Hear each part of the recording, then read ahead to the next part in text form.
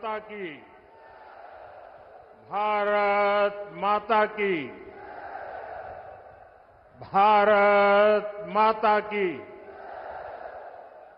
सारे बुजुर्गों ने, भाई बहनों ने और नौजवान साथियों ने राम राम। सोनीपत की इस धरती से मैं देश के महान सपूत सर छोटू राम जी को प्रणाम करता हूं।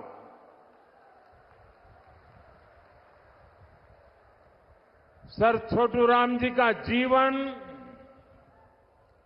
किसानों और वंचितों के लिए समर्पित रहा। हरियाणा की लोक कला को समृद्ध करने वाले बाबा लक्ष्मीचंद जी को भी मैं नमन करता हूं। आज 25 सितंबर है। हमारे पथ प्रदर्शक पंडित दीनदयाल उपाध्याय जी की जन्म जयंती भी है। अंत्योदय और गरीबों की सेवा के लिए पंडित दीनदयाल उपाध्याय जी ने जो रास्ता दिखाया, वो प्रत्येक भाजपा कार्यकर्ता के लिए संकल्प पथ की तरह है। उनकी प्रेरणा से भाजपा भारत को विकास की नई ऊंचाई पर ले जा रही है, गरीबों का उत्थान कर रही है। मैं श्रद्धेय दीनदयाल जी को श्रद्धापूर्वक नमन करता हूं। साथियों, जैसे जैसे वोटिंग का दिन पास आ रहा है, वैसे वैसे कांग्रेस पस्त पड़ती जा रही है।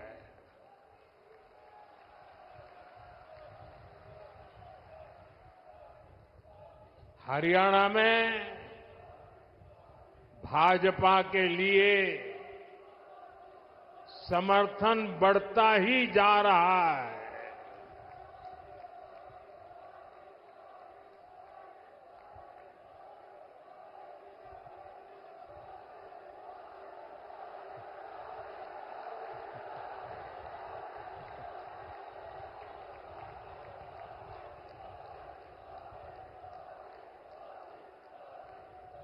आपका ये प्यार, ये अपनापन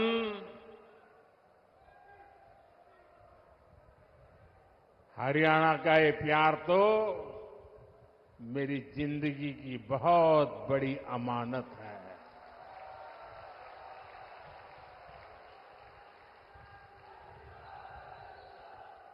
मैं बड़े गर्व के साथ कहता हूं, मैं जो कुछ भी हूं उसमें हरियाणा का भी बहुत बड़ा योगदान है।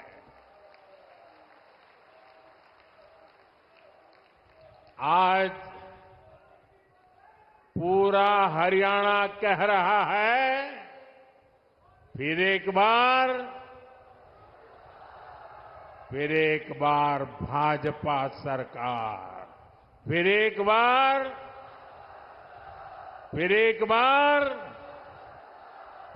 बार साथियों, आज जम्मू कश्मीर में दूसरे चरण का मतदान भी हो रहा है। ये मतदान शांतिपूर्ण तरीके से चल रहा है। लोग सुबह से ही वोट डालने के लिए कतारों में लग गए हैं। पहले चरण में जिस तरह जम्मू कश्मीर में वोटिंग का रिकॉर्ड टूटा, वो भी दुनिया ने देखा है।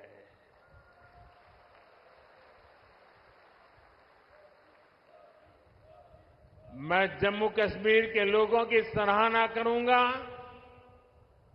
उन्हें बधाई दूंगा कि वो लोकतंत्र के इस पर्व में उतने उत्साह से हिस्सा ले रहे हैं। साथियों, भाजपा सरकार में हरियाणा आज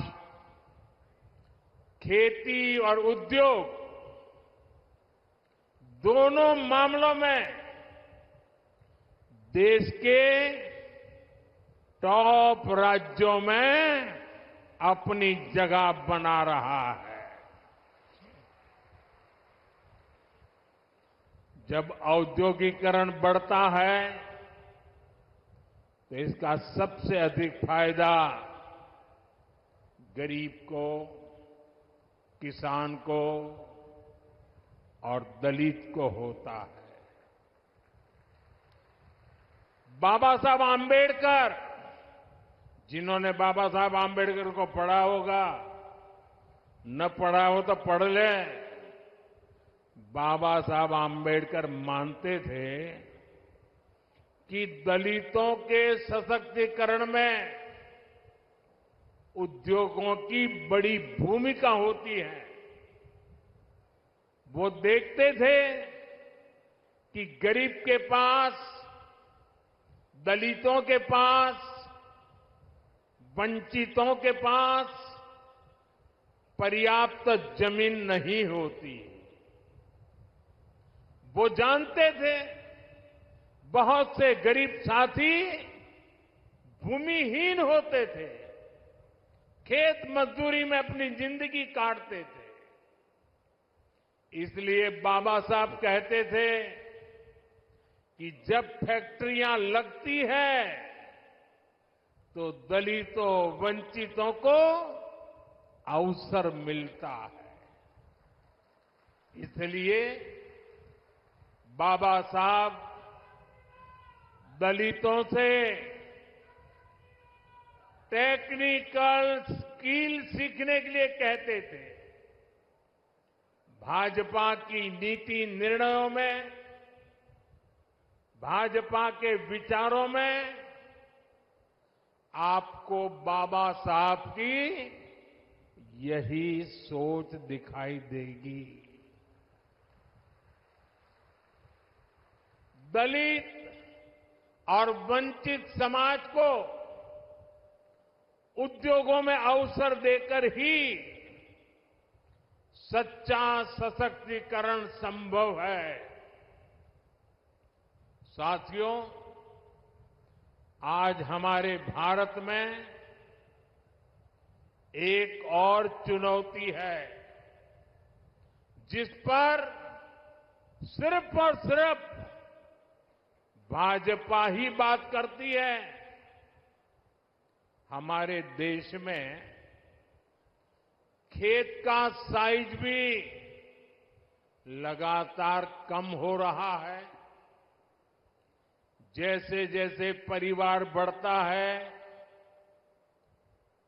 जमीन के टुकड़े होते हैं, जमीन बढ़ जाती है। धीरे धीरे एक छोटा टुकड़ा बच्चों के नसीब आता है। आबादी बढ़ रही है, लेकिन खेत छोटा हो रहा है। ऐसे में खेती से जुड़े सभी अर्थशास्त्री भी मानते हैं कि गांव में खेती के साथ साथ कमाई के दूसरे जरिए भी होने चाहिए। अकेली खेती पे गुजारा पूरे परिवार के लिए और इसलिए हर मां बाप चाहता है कि एक बेटा खेती करेगा, दूसरा शहर में जाके काम करेगा। और इसलिए जब उद्योगों का विस्तार होता है तो उससे किसानों का जीवन भी बेहतर होता है। इससे किसान परिवार के बच्चों को भी अच्छी नौकरियां मिलती हैं, अच्छे अवसर मिलते हैं। और इसलिए साथियों, भाजपा खेती को भी बढ़ावा देती है, व्यापार कारोबार को भी बढ़ावा देती है। भाइयों और बहनों, कल रात को ही मैं अमेरिका से लौटा हूं। अमेरिका में मेरी मुलाकात दुनिया के बड़े बड़े नेताओं से, बड़ी बड़ी कंपनियां चलाने वालों से हुई। जिन कंपनियों के सीईओ से मैं मिला, एक एक कंपनी लाखों करोड़ रुपए के कारोबार कम करती है। मैंने उन्हें भारत के नौजवानों के टैलेंट के बारे में बताया। साथियों, पिछले 10 साल में पूरी दुनिया में भारत पर भरोसा बढ़ा है। और मैं हरियाणा के लोगों को एक बात तो जरूर बताऊंगा। कल जब मैं न्यूयॉर्क गया परसों, तो वहां स्वागत के लिए बहुत बड़ी मात्रा में भारतीय समुदाय था। लेकिन सबसे बड़ी बात वो थी कि वहां पर पूरा हरियाणा खड़ा कर दिया गया था। अमेरिका में पली बड़ी हमारी हरियाणा की बेटी और उसके साथ और 5-7 बहनें, हरियाणा के हमारे साथी, उन्होंने हरियाणा का जो अभी नृत्य आप यहां देख रहे थे ना, वैसा नृत्य न्यूयॉर्क में करके स्वागत कर रहे थे। यानी हरियाणा खड़ा कर दिया था उन्होंने। साथियों, आज एक बात का विश्वास हुआ है कि अब भारत करप्शन, परिवारवाद से मुक्त होकर तरक्की कर रहा है। दुनिया को लगता है कि आने वाले समय में कोई देश सबसे तेज आगे बढ़ेगा तो वो देश है भारत।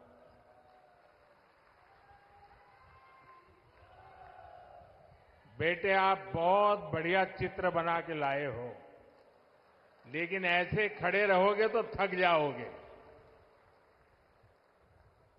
आप मेरे लिए लाए हैं। चलिए, मैं मेरे एसपी जी को कहता हूं, वो आपसे वो फोटो ले लेंगे। पीछे अपना नाम पता लिख लेना, मैं आपको चिट्ठी लिखूंगा। अपना नाम पता पीछे लग देना।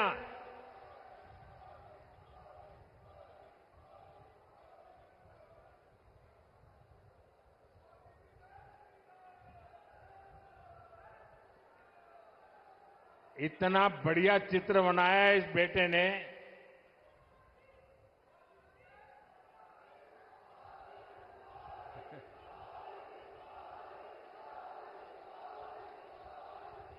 साथियों, आज दुनिया की बड़ी बड़ी कंपनियां भारत में निवेश के लिए, यहां अपनी फैक्ट्रियां लगाने के लिए आतुर है। आप सोचिए, जब इतनी बड़ी कंपनियां भारत में निवेश करेगी तो इसका बहुत अधिक फायदा मेरे हरियाणा को होगा, यहां के नौजवानों को होगा, यहां के किसानों को होगा। आज हमारा ये हरियाणा गुरुग्राम, फरीदाबाद से लेकर सोनीपत, पानीपत तक दुनिया की बड़ी बड़ी कंपनियों का सेंटर बन रहा है। थैंक यू बेटा, मिल गया मुझे, मिल जाएगा, इनको दे दीजिए। हाँ, शाबाश। अब आराम से बैठो बेटा, देखिए गिरना मत। देश से निर्यात होने वाले 35% से अधिक कालीन और करीब 20% कपड़े हरियाणा में ही बनते हैं। यहां खड़खौदा में देखिए, भाजपा औद्योगिक शहर बना रही है। कोशिश यही है कि यहां के हमारे नौजवानों को ज्यादा से ज्यादा नौकरियां मिले, रोजगार मिले। हरियाणा भाजपा ने घोषणा की है कि ऐसे अनेक औद्योगिक शहर राज्य के अलग अलग हिस्सों में बनाए जाएंगे। अभी मारुति का कारखाना लगना भी यहां तय हो गया है। आने वाले समय में ऐसे कई बड़े बड़े कारखाने यहां लगने वाले हैं। साथियों, मेक इन इंडिया के 10 सालों ने भी इसमें बड़ी भूमिका निभाई है। हम मोबाइल फोन से लेकर लड़ाकू विमान और विमान वाहक पोत तक अब भारत में बना रहे हैं। बीते 3 साल में ही मैन्युफैक्चरिंग से जुड़े सेक्टर में लाखों नए रोजगार बने हैं। आज भारत में बनी चीजें हम उन देशों को भी बेच रहे हैं जहां से पहले हम मंगाया करते थे। अब आप देखिए, भारत में बनी सुजुकी गाड़ियां, मूलतः वो कंपनी जापान की है। सुजुकी कंपनी गाड़ी अब यहां बनाती है और जापान वाले भारत से वो गाड़ी मंगवा करते, खरीदते हैं। और ये कमाल कहां होता है मालूम है? ये कमाल कहां होता है मालूम है? ये कमाल मेरी हरियाणा की धरती से होता है। हरियाणा की धरती से बने उत्पाद आज दुनिया के बाजारों में पहुंच रहे हैं। यही है नए भारत की ताकत। साथियों, अब जब दुनिया भर से लोग भारत में फैक्ट्री लगाना चाहते हैं, नई कंपनियां खोलने आना चाहते हैं, तो आप खुद सोचिए हरियाणा में यहां कैसी सरकार होनी चाहिए। हरियाणा में उद्योगों को बढ़ावा देने वाली भाजपा सरकार जरूरी है। हरियाणा में नौकरियों को बढ़ावा देने वाली भाजपा सरकार जरूरी है, क्योंकि आप भी जानते हैं, जहां भी केंद्र सरकार आई और कांग्रेस को मौका मिला, जहां जहां कांग्रेस ने पैर रखा, ये काम पक्का, करप्शन, करप्शन, करप्शन, भ्रष्टाचार, भ्रष्टाचार, भ्रष्टाचार, भाई भतीजावाद, भाई भतीजावाद, भाई भतीजावाद। भारत के सरकारी सिस्टम में भ्रष्टाचार को पैदा करने वाली, पालना पोसने वाली, हमारे देश में भ्रष्टाचार की कोई जन्मदात्री है तो कांग्रेस पार्टी है। कांग्रेस का शाही परिवार देश का सबसे भ्रष्ट परिवार है, और जब हाईकमान भ्रष्टाचारी है तो नीचे फिर लूट का खुला लाइसेंस मिल ही जाता है। याद कीजिए, 10 साल पहले जब यहां कांग्रेस की सरकार थी, तब क्या होता था?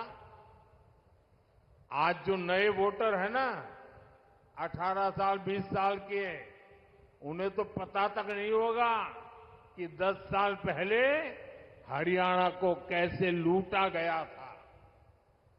तब हरियाणा में किसानों की जमीन को जम करके लूटा गया। कांग्रेस ने हरियाणा को दलालों और दामादों के हवाले कर दिया था।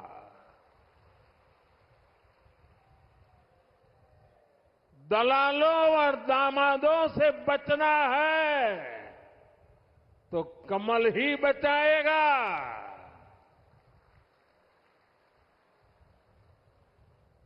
किस किस कांग्रेस नेता पर आरोप लगे हैं, ये आप अच्छे से जानते हैं। हरियाणा में एक भी नौकरी ऐसी नहीं थी, ये 10 साल पहले की कथा है, एक भी नौकरी ऐसी नहीं थी जिसमें खर्ची और पर्ची न चलती हो। सरकारी ठेकों में जमकर भ्रष्टाचार होता था। हरियाणा को लूट कर खाने वाली ऐसी करप्ट कांग्रेस को हरियाणा की सरकार से मीलों मीलों दूर रखना है, तब जाके हरियाणा बचेगा। और आपका तो मुझ पर हक है, मुझे भी तो हरियाणा का कर चुकाना है।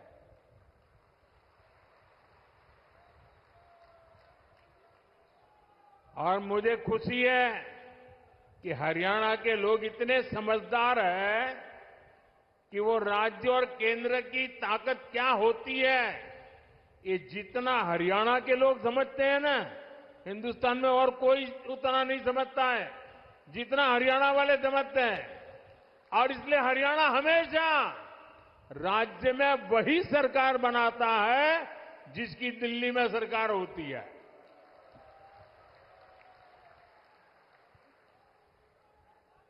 हरियाणा के लोगों की इसकी बराबर समझ है। साथियों, जैसी स्थिति यहां कांग्रेस ने उस समय बनाई थी, आज कर्नाटका में उनकी सरकार है, जरा देखिए, अभी तो 2 साल हुए हैं, क्या हाल करके रखा है। वहां कांग्रेस के मुख्यमंत्री उन पर जमीन घोटाले के आरोप लगे हैं। जब इसकी जांच शुरू हुई तो कर्नाटका के मुख्यमंत्री हाईकोर्ट चले गए। हाईकोर्ट ने भी उनको एक और डंडा मारा।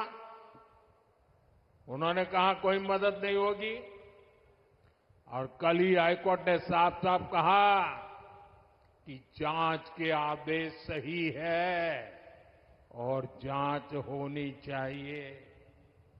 अब देखिए, 2 साल मुश्किल से हुए हैं, आदत जाती नहीं है। क्या हरियाणा में इनको ये पाप करने का ठेका दे सकते हैं क्या? हरियाणा में इनको घुसने दे सकते हैं क्या? आप ये गलती मत करना, 10 साल बाहर रहे तो सुधर गए होंगे, ये सुधर सकते ही नहीं जी, ये कभी नहीं सुधर सकते। और भाइयों बहनों, कर्नाटका में सिर्फ जमीन घोटाले का ही मामला नहीं है, वहां मेरे दलित भाई बहन ये समझिए, कांग्रेस पार्टी के अध्यक्ष भी कर्नाटका से आते हैं, दलित समाज से हैं। कर्नाटका में दलितों के लिए जो फंड था उसमें भी कांग्रेस ने घोटाला किया।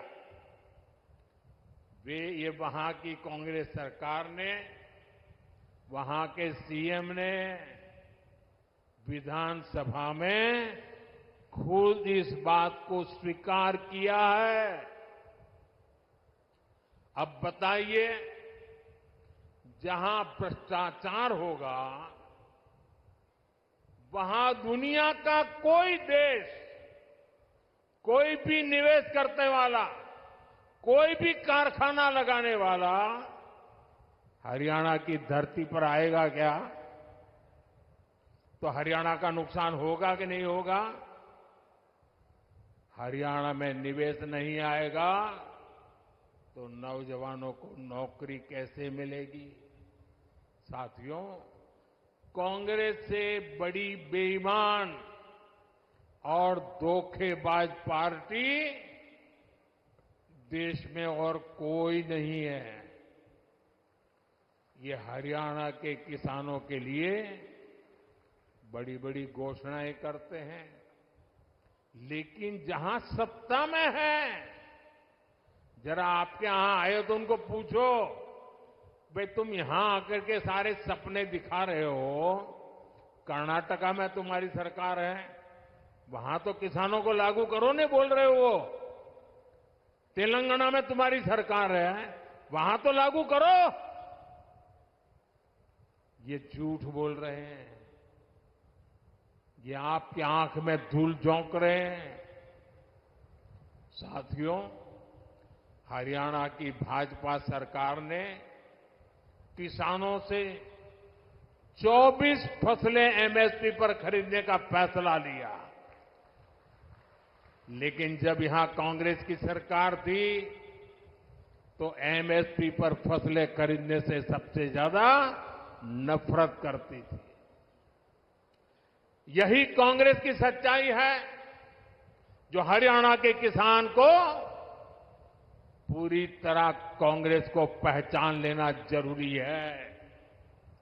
साथियों, भाजपा सरकार निरंतर किसान हक में बड़े फैसले ले रही है। अपनी तीसरी पारी के पहले 100 दिनों में ही हमारी सरकार ने किसानों के लिए अनेक बड़े फैसले लिए हैं। कुछ दिन पहले ही केंद्र सरकार ने बासमती के निर्यात को लेकर बड़ा फैसला लिया। अभी तक बासमती के एक्सपोर्ट के लिए न्यूनतम मूल्य तय था, उस सीमा से नीचे निर्यात संभव नहीं था। इससे भारत के बजाय दूसरे देशों से लोग इंपोर्ट करते थे। अब हमने किसानों की भलाई के लिए ये सीमा भी हटा दी है और इससे ज्यादा बासमती एक्सपोर्ट हो पाएगा। इसका सीधा फायदा धान किसानों को होगा, उन्हें और ज्यादा पैसा मिलेगा। साथियों, हमने भारत के तिलहन किसानों के लिए भी बड़ा फैसला लिया है। विदेश से आयात होने वाले तेल पर हमने टैक्स बढ़ा दिया है। कोशिश यही है कि भारत के किसानों के तिलहन की ज्यादा से ज्यादा खरीद हो और तिलहन की खेती करने वाले किसानों को ज्यादा से ज्यादा उसका लाभ हो। तिलहन किसानों को भी इसका लाभ होगा। अब जैसे सूरजमुखी के आयात पर पहले टैक्स नहीं था, अब 20% टैक्स लगाया गया है। इससे हरियाणा के सूरजमुखी की पैदावार से जुड़े हमारे जो किसान भाई बहन हैं, उनको बेहतर दाम मिलेंगे। भाजपा ये सब इसलिए कर रही है ताकि हमारे किसान ज्यादा से ज्यादा तिलहन उगाएं और पैसे कमाएं। और भाजपा कांग्रेस की तरह कोरी घोषणाएं नहीं कर रही है, बल्कि जमीन पर बारीक से बारीक काम कर रही है।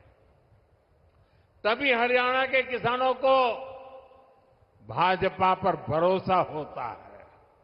साथियों, हरियाणा के किसान हो या युवा, उनका भविष्य भाजपा सरकार में ही सुरक्षित है। बीते 10 साल में हरियाणा में भाजपा की सरकार है। हमारी सरकार पर, हमारे मुख्यमंत्री पर भ्रष्टाचार के कोई आरोप नहीं लगे। यहां भाजपा सरकार ने सरकारी नौकरियों में खर्ची और पर्ची को बंद किया। 8 अक्टूबर के बाद भाजपा की नई सरकार एक बार फिर नौजवानों के लिए हजारों नए अवसर बनाएगी। यहां युवाओं को बहुत बड़ी संख्या में नए रोजगार मिलेंगे। साथियों, सोनीपत, पानीपत की ये पूरी बेल्ट अवसरों से भरी है। यहां पर हो रहे विकास कार्य इस पूरे क्षेत्र को आधुनिक पहचान दे रहे हैं। भाजपा सरकार ने सोनीपत तक मेट्रो के विस्तार को स्वीकृति दी है। आज जिस तरह इस क्षेत्र में भाजपा ने नए हाईवे बनवाए हैं, उस मामले में तो एक क्षेत्र सबसे कनेक्टेड इलाकों में से एक बन रहा है। साथियों, हरियाणा भारत की मेडल फैक्ट्री भी है। हाल में ओलंपिक्स और पैरालंपिक्स में भारत के शानदार प्रदर्शन में हरियाणा के खिलाड़ियों की बड़ी भूमिका रही है। अब भारत में हम 2036 में, 2036 में ओलंपिक कराने के लिए प्रयास कर रहे हैं। इसका फायदा हरियाणा के नौजवानों को होगा। यहां स्पोर्ट्स का नया इंफ्रास्ट्रक्चर बनेगा। गांव-गांव में नए खिलाड़ियों को अवसर मिलेगा। आप देखिए, देश की तीसरी स्पोर्ट्स यूनिवर्सिटी यहां भाजपा ने ही सोनीपत में बनवाई है। अब हरियाणा भाजपा ने घोषणा की है, हर जिले में अलग अलग ओलंपिक खेलों की नर्सरी बनाएंगे। हरियाणा की बेटियां, हरियाणा के बेटे दुनिया भर में जाकर मेडल लाए, उसमें भाजपा हर तरह से उनकी मदद कर रही है।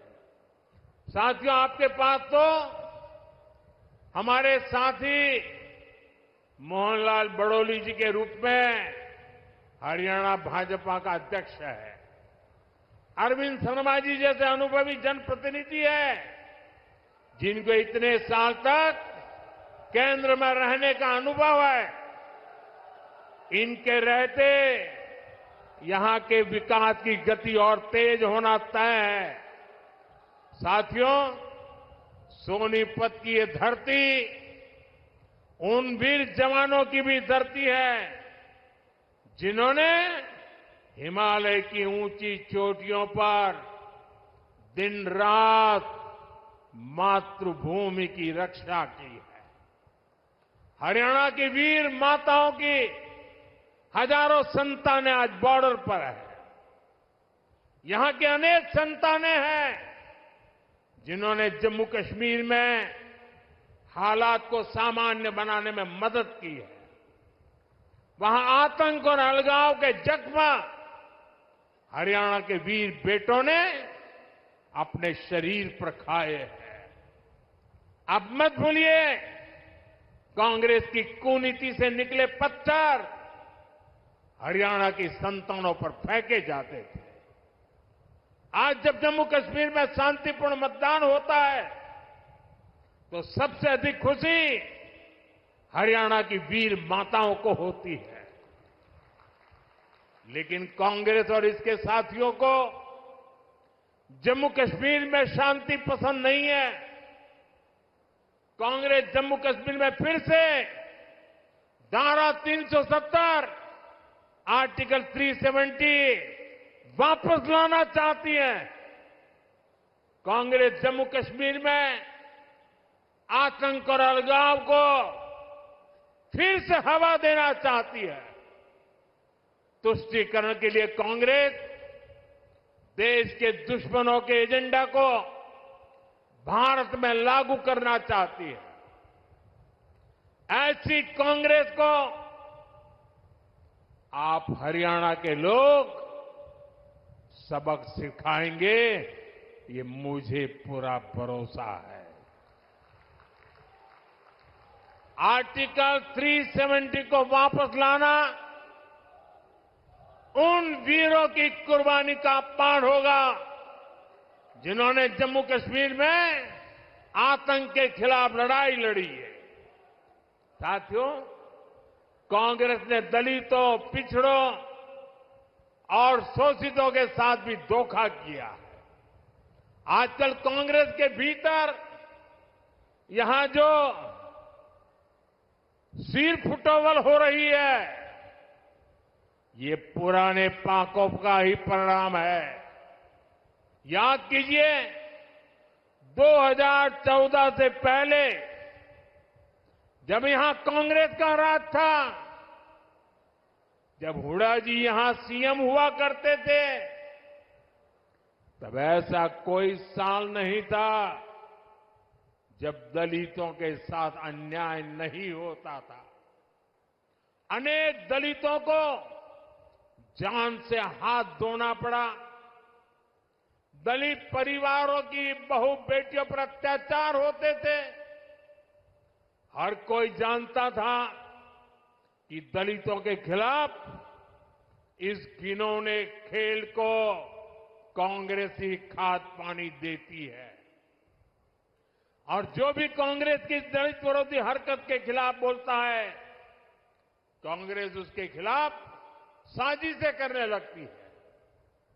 ये आज हरियाणा का दलित समाज एक बार फिर हरियाणा के अंदर कांग्रेस का जो ड्रामा चल रहा है, उसे देख रही है। साथियों, कांग्रेस ने हमेशा ही दलित, ओबीसी और आदिवासियों को भागीदारी से वंचित रखा है। ये तो बाबा साहब आंबेडकर थे जिन्होंने दलितों को आरक्षण दिया, वरना ओबीसी की तरह दलितों को भी अपने हक के लिए कांग्रेस की हार का ही इंतजार करना पड़ता। जब जब कांग्रेस सरकार से दूर रही है, तब तब गरीबों को, एससी, एसटी, ओबीसी को उनका हक मिला है। और जब जब कांग्रेस सरकार में रही है, उसने दलितों, पिछड़ों का हक छीना है। कांग्रेस के शाही परिवार से जो भी प्रधानमंत्री बना, उसने हमेशा आरक्षण का विरोध किया है।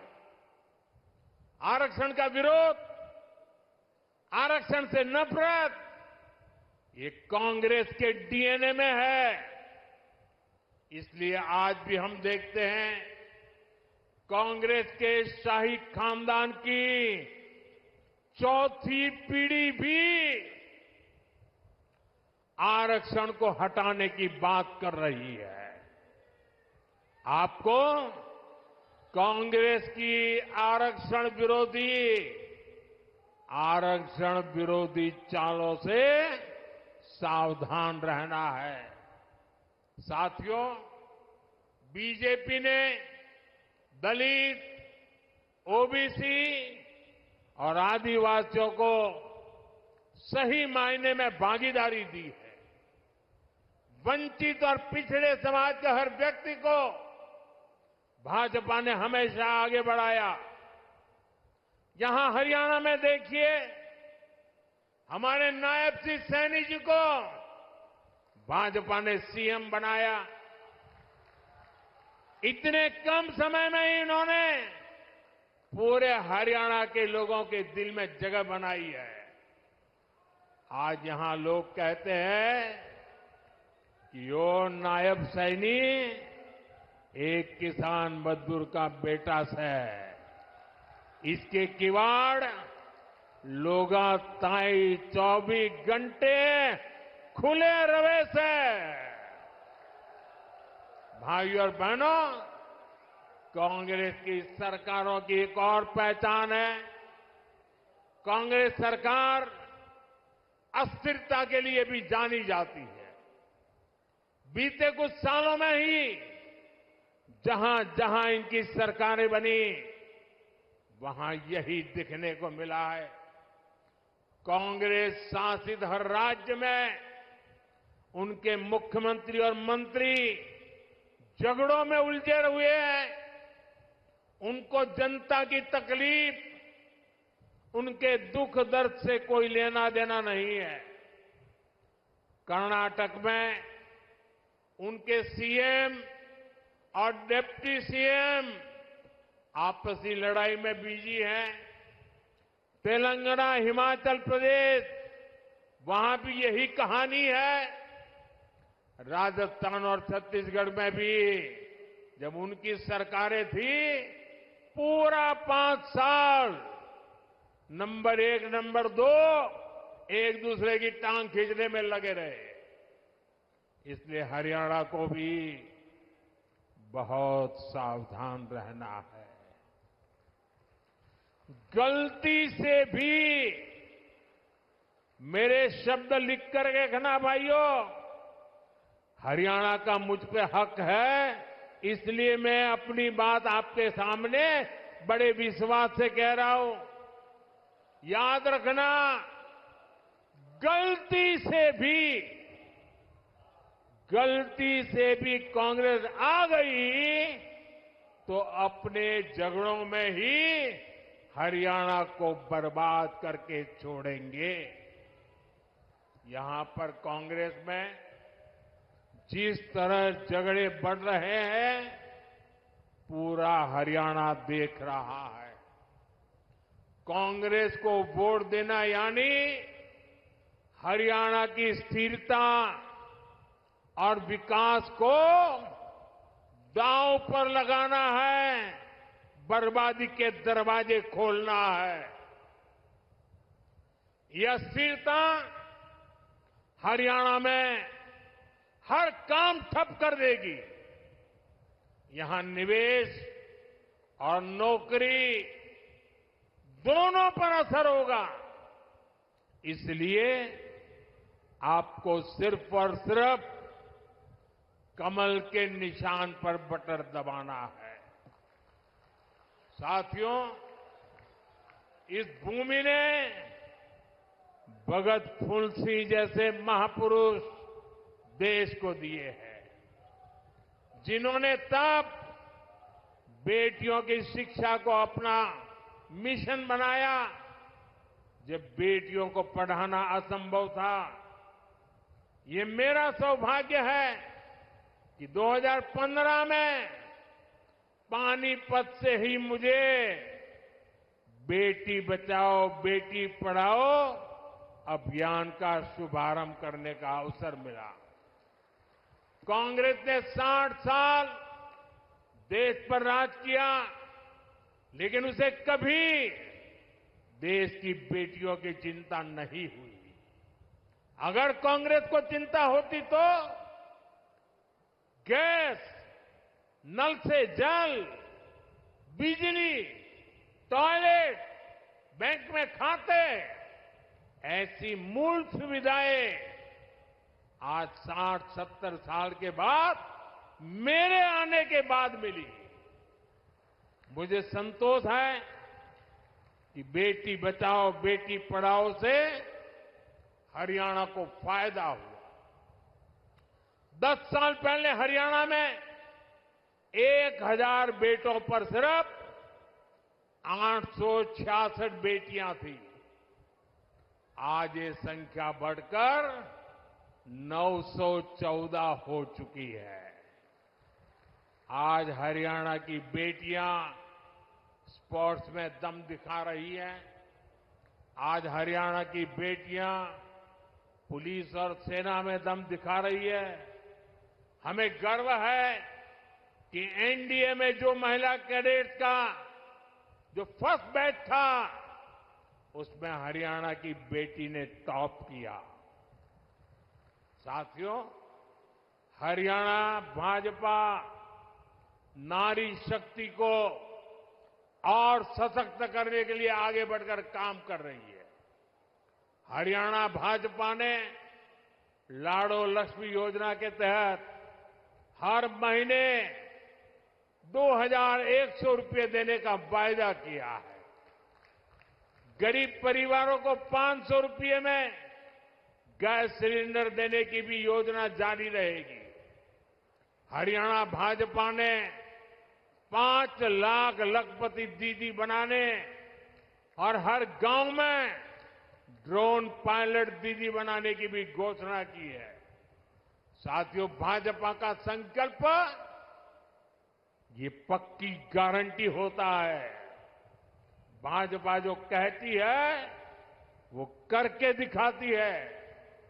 हरियाणा में भी हर वायदे तेजी से जमीन पर उतर के रहेंगे, आपके घर तक पहुंचेंगे। इसलिए 5 अक्टूबर को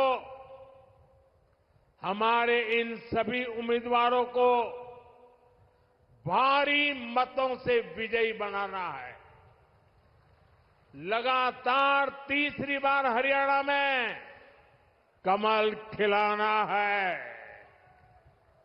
एक बार फिर इतनी बड़ी संख्या में हमें आशीर्वाद देने के लिए आप आए, मैं आपका बहुत बहुत आभारी हूं। दोनों हाथ ऊपर करके पूरी ताकत से मेरे साथ बोलिए, भारत माता की, भारत माता की, भारत माता की। बहुत बहुत धन्यवाद।